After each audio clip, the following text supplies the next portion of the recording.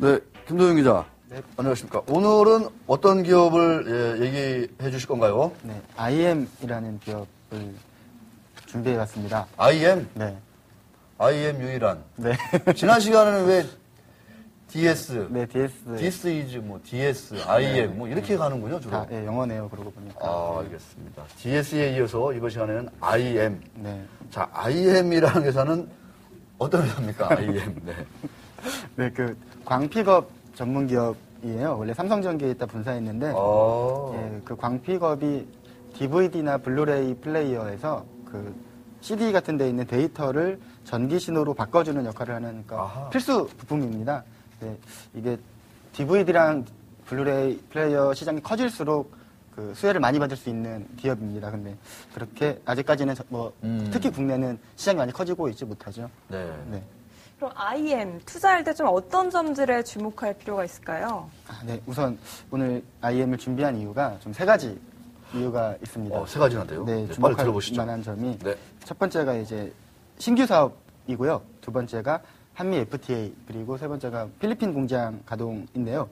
이 세 가지 건 모두가 IM 입장에서는 수혜로 기대하고 있는 부분입니다. 수혜가 될 것으로. 네. 뭐 신규 사업부터 네. 간략간략하게 정리해 주시죠. 네, 우선 신규 사업은 최근에 IM이 그 기자간담회도 하긴 했는데 그 바이오 헬스케어 분야에서 신제품이 나왔습니다. 그러니까 뭐 나노와이어 바이오 센서라고 하는 건데, 그러니까 쉽게 얘기해서 이렇게 뭐 암이나 이런 질병이 걸린 거를 좀 쉽게 보다 손쉽게 진단할 수 있는 기계에 쓰이는 그러니까 소재 부품이라고 보면 됩니다. 예, 이게 세계 최초로 상용화를 했다고 하고요. 네. 이 부분에서만 이미 그 국내 전자부품 연구원이랑 독일 두 군데 연구소에 공급을 시작을 이미 했습니다. 그리고 앞으로도 뭐 큰 병원 그리고 연구소 이런 쪽으로부터 시작을 해서 뭐 동네 병원까지 더 나아가서는 가정까지 뭐 공급을 하게 될 전망이라고 하고요. 이 부품이 반도체 공정에 쓰이는 웨이퍼 있지 않습니까? 그 위에 센서를 올려서 만드는 제품인데 사람의 혈액을 떨어뜨리면 암이나 뭐 당뇨나 골다공증 이런 거를 걸리는 거를 파악할 수 있게 해주는 부품입니다. 그렇군요. 네. 그 헬스케어. 네. 요새 미국 시장에서도 헬스케어주에 대한 관심이 어느 때보다 뜨겁다.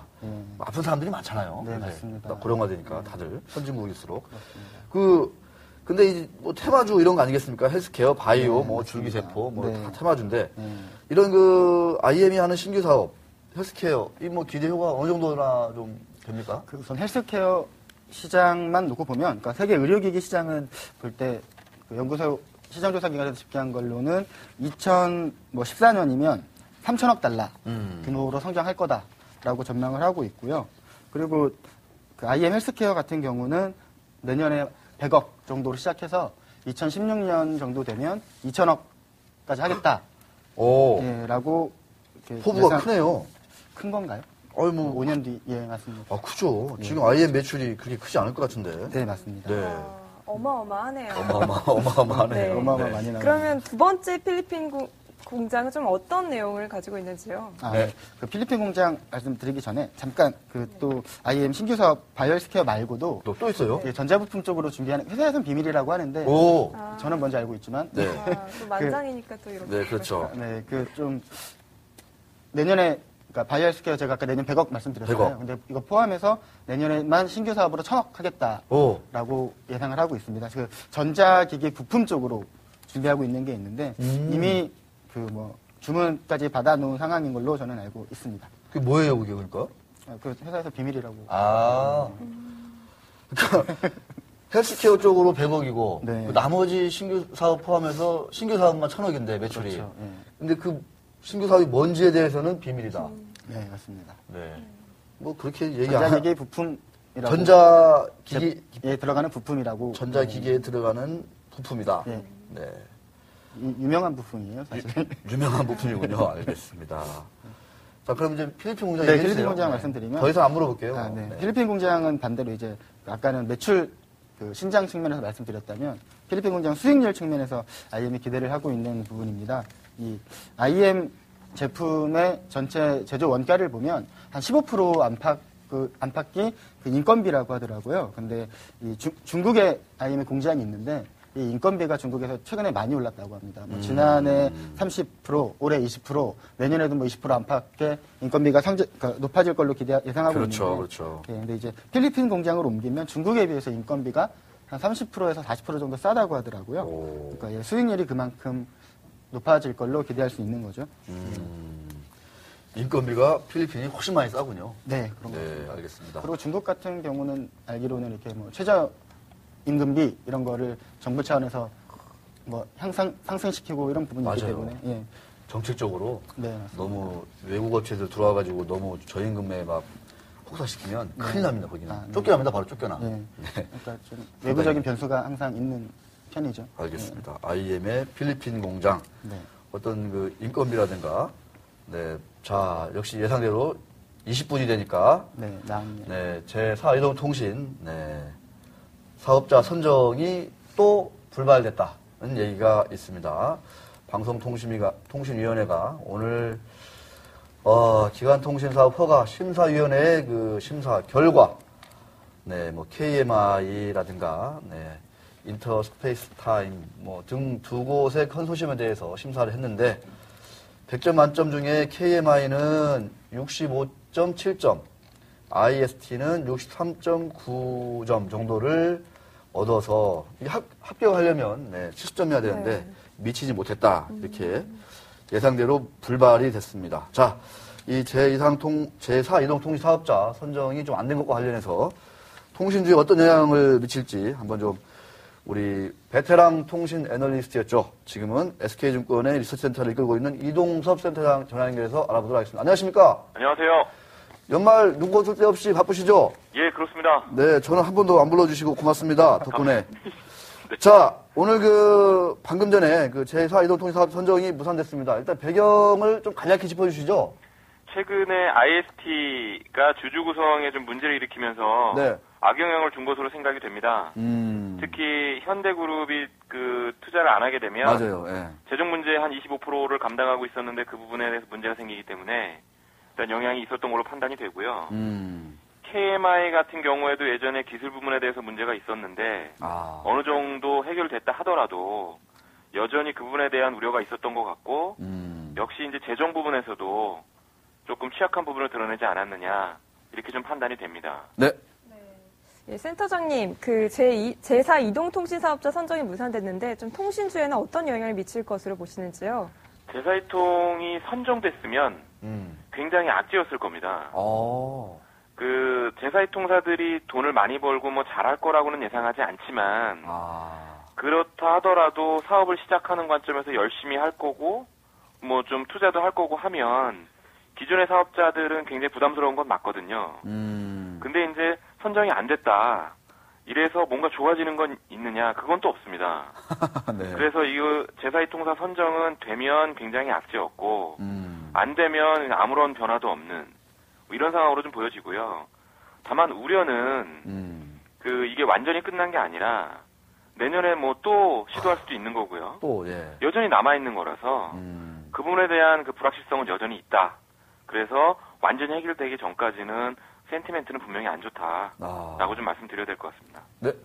네, 통신주 내년은 어떨까요? 네. 통신주가 최근에 LTE 관련해서 가입자가 늘고 그러니까요. 뭐 스마트폰도 현재 2천만이나 넘어서는 상황이어서 전체적으로는 뭐 매출 규모라든지 이런 부분이 좀 좋아질 거라는 기대들은 많이 하고 있는데 뭐 거기에는 분명히 동의를 합니다. 하지만 경쟁이 좀 촉발될 우려가 있어요. 야. 내년에 지금 현재 KT가 LTE 사업을 못 하고 있거든요. 근데 내년 상반기 중으로 LTE 비즈니스를 하게 되면 경쟁이 좀 촉발될 가능성이 있고 또 전체적으로도 이런 제4이통이나 이런 것들도 있지만 뭐 블랙리스트 제도라든지 아니면 뭐 패드류의 출시라든지 다양한 이벤트들이 있기 때문에 매출은 늘겠지만 이익이 늘지에 대해서는 좀 고민해 볼 필요가 있다. 따라서 조금 이렇게 막 너무 이렇게 좋은 그림으로 뭐 성장 산업인 것처럼 이렇게 투자하는 것은 좋지 않다라고 좀 생각이 됩니다. 네. 자, 오늘 말씀 고맙습니다. 감사합니다. 네, 연말 건강관리 잘 하시고요. 자, 다시 한번 말씀드리겠습니다. 제4 이동통신 사업 선정이 다시 한번 또 무산됐습니다. 방송통신위원회의 심의 결과 두 개의 컨소시엄에 대해서 방통위가 오늘 그 심사위원회를 열고 심사를 벌였지만 먼저 그 한국 모바일 인터넷 KMI는 70점을 맞아야 되는데 65.7점을 받았고, 네, 인터넷 스페이스 타임 여기는 IST라고 하죠. 여기는 70점을 받아야 되는데 63.9점을 받아서 다들 합격을 하지 못했습니다. 자, 이로써 다시 한번 그 제4 이동통신사업자는 선정이 불발됐습니다. 자, 뭐 시간이 조금 더 남았기 때문에 우리 김도윤 기자한테 IM에 대한 얘기를 유아 예? IM 김도윤. IM 김도윤. 네, 알겠습니다. 자, 이 태국 공장까지 아까 얘기를 했는데 네. 마지막으로 그 얘기했던 그 필리핀 공장입니다. 맞아. 필리핀 공장. 죄송합니다. 혹시나 해서. 제가 요새 태국 공장에서 홍수. 이 수혜를 입는 한 회사 때문에 제가 아주 노이로제가 됐은 것 같습니다. 네. 자, 한미 FTA 수혜 얼마나 됩니까 이게? 이게 수치로는 뭐 파악하기가 쉽지 않고요. 네. IM이 왜 한미 FTA 수혜주냐? 네. 좀 의아스러울 수도 있는데 회사 차원에서는 뭐 자기 회사는 확실히 수혜주다라고 생각을 하고 있습니다.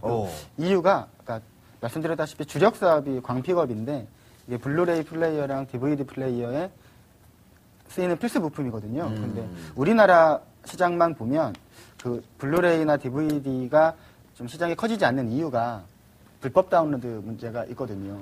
불법 다운로드? 네, 맞습니다. 네. 다들 옛날에는 저희 이렇게 VHS 비디오 테이프 빌려서 보는 동네마다 대여점이 있었잖아요. 근데 지금 뭐 DVD 대여점이 있긴 하지만 옛날만큼 안 되는데 그게 다들 이렇게 좀 불법으로 다운로드 하셔서 뭐 불법 다운로드를 즐기시나요? 저는 어떻게 하지? 조금 당연히 안 한다고 말씀하셔야죠. 예, 네. 조금 안 합니다. 네, 안 하시는 것 같습니다. 네. 자, 그렇죠. 그런데 근데 이제 한미 FTA가 체결되면 뭐 할리우드 영화나 좀 짧게 하셔야 돼요. 시간이 네. 필요해요. 이런 부분에서 확실히 저작권 강화가 있을 거다. 예, 자기들이 자기 콘텐츠가 불법으로 유통되는 걸 한미 FTA가 체결된 뒤에 뭐 가만두지 않겠죠. 그렇죠. 예, 그렇게 예상을 하고 예상이 되는데 그런 만큼 이제 DVD 플레이어나 블루레이 플레이어 그리고 DVD 블루레이 콘텐츠 시장이 불법 다운로드가 제한되면서 커질 수 있다.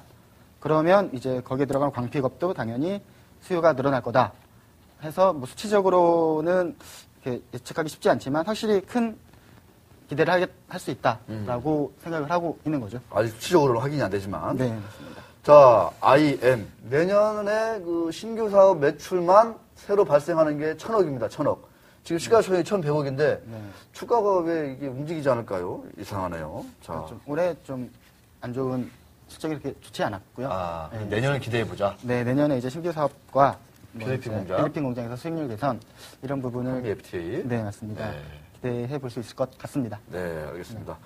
김지영 기자, 너무 이렇게 좀 찾아주시는 분들이 많다고 해서 네. 이렇게 일주일에 하루 이틀은 좀 쉬셔야 됩니다. 아시겠죠? 네. 알겠습니다. 앵커님도 조심하셔야 네, 될 것 같아요. 저는 열심히 쉬고 있습니다, 요새. 자, 김도희 기자도 연말에 좀 건강을 잘 하시고요. 네, 자, 맞습니다. 그 기자님 오늘 수고하셨습니다. 네. 자, 고맙습니다. SBS입니다. 고맙습니다. 네.